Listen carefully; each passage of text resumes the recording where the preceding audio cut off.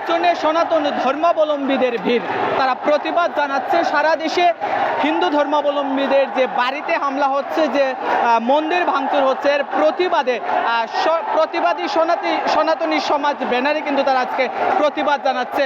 চৌহাট্টা পয়েন্টের চিত্র একেবারে লুকারণ্য এবং সকল সনাতনীরা এখানে এক হয়েছে, তারা প্রতিবাদ জানাচ্ছে। দেশের বিভিন্ন জায়গায় বিভিন্ন জেলাতে কিন্তু সনাতন ধর্মাবলম্বীদের বাড়িতে হামলা করা হয়েছে, প্রতিমা ভাঙচুর করা হয়েছে, মন্দির ভাঙচুর করা হয়েছে। এর প্রতিবাদী তারা জেগেছে। আমাদের ঘটনা যা ঘটছে সেটা যেন সুষ্ঠুভাবে সকলের কাছে পৌঁছায়। মিডিয়ার কাছে আমরা পক্ষপাতমূলক কোনো বক্তব্য আশা করি না, আমরা চাইও না। আমরা চাই নিরপেক্ষভাবে সত্যটা তারা পৃথিবীর কাছে তুলে ধরবে। মন্দিরে হামলা হলে তো আমরা আসতেই হবে। এই দেশ আমাদের, এই দেশ সবার, তাইলে আমাদের উপর কেন হামলা হবে? এছাড়াও তারা বলছেন যে আসলে তারা কখনো কারো হাতের পুতুল হয়ে থাকতে চান না। তারা সব সময় সাধারণ মানুষ হিসেবে, বাংলাদেশের নাগরিক হিসেবে সকল ধরনের অধিকার যাতে সুষ্ঠুভাবে তারা পায়, এই জন্যই তারা প্রতিবাদ জানাচ্ছে। এবং তারা বলছেন সব সময় তারা উপেক্ষিত হয়ে থাকে। প্রত্যেকটি সরকার যখন ক্ষমতায় যায়, ক্ষমতায় যাওয়ার পূর্বে তারা বিভিন্ন ধরনের আশ্বাস দিয়ে থাকেন, প্রত্যাশার কথা বলে থাকেন।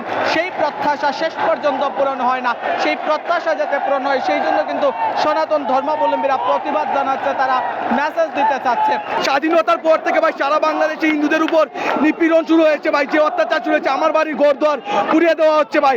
প্রশ্ন আমার একটাই ভাই, স্বাধীনতা পেয়েছেন ভালো কথা, তাহলে আমার ঘরদোর কেন চলবেন ভাই? সবাই মিলে, সব ধর্ম মিলেমিশে থাকবে, কেন আমাদের সঙ্গে এরকম করা হবে? আমরা তো এই দেশের মানুষ, আমরা সবাই একসঙ্গে মিলেমিশে থাকতে চাই। সিলেটের বিভিন্ন উপজেলা থেকে, সিলেটের বিভিন্ন অঞ্চল থেকে কিন্তু সনাতনীরা এখানে এসেছেন এবং তারা প্রতিবাদ জানাচ্ছেন। অনেকের হাতে প্ল্যাকার্ড রয়েছে, অনেকের হাতে জাতীয় পতাকা রয়েছে। অনেকে বলছেন আমরা এই দেশের নাগরিক, বাংলাদেশের নাগরিক, আমরা সকল অধিকার যাতে সুষ্ঠুভাবে আমরা পেয়ে থাকি, সকল সুযোগ সুবিধা যাতে পেয়ে থাকি, এই জন্য যেন সব ধরনের ব্যবস্থা করা হয়ে থাকে। এছাড়া তারা বিভিন্ন ধরনের স্লোগান দিচ্ছে যে সনাতনী ধর্মাবলম্বীদের উপর কোনো ধরনের অন্যায় অত্যাচার তারা মানবেন না।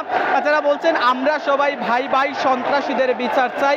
এছাড়াও বলছেন যে বৈষম্যহীন অসাম্প্রদায়িক বাংলাদেশ চাই। আমরা তো সবাই বাঙালি, আমরা সবাই বাংলাদেশি হিসাবে আমাদেরকে গণ্য করা হয়। আমরা কেন সংখ্যালঘু হব? এটাই আমাদের দাবি। এই যে দেশটা সুন্দর হলো, কিন্তু মানে হিন্দুদের উপর অত্যাচার চলতেছে, মন্দির ভেঙে যাইতেছে, কক্সবাজারেও মন্দির দেখছি আমরা ভেঙে যাইতেছে। আমরা চাই সবাই একসাথে থাকুক, কোনো বৈষম্য থাকুক না, হিন্দু মুসলিম। আমরা সংখ্যালঘু না, আমরাও একটা ধর্ম এদেশের, আমরা সবাই একসাথে বাঁচতে চাই। তারা বলছেন তারা বৈষম্যহীন বাংলাদেশ চায়। এই বাংলাদেশে যাতে কোনো হিন্দুর বাড়িতে বা সনাতন ধর্মাবলম্বীদের বাড়ি ভাঙচুর না করে, যাতে কারো বাড়িতে হামলা না হয়, যাতে মন্দির ভাঙচুর না করে, এই নিরাপত্তাটুকু তারা চায়। তারা কোনো ধরনের সহিংসতা চায় না, এমনটাই তারা বলছেন। এবং এই প্রতিবাদী বিক্ষোভ সমাবেশ থেকে তারা এই মেসেজটাই দিতে চাচ্ছেন, বৈষম্যহীন বাংলাদেশ গড়ুক এবং অসাম্প্রদায়িক বাংলাদেশ গড়ুক। এই ছিল আমার কাছে সিলেট থেকে সর্বশেষ জয়ন্ত কুমার দাস, সময় সংবাদ, সিলেট।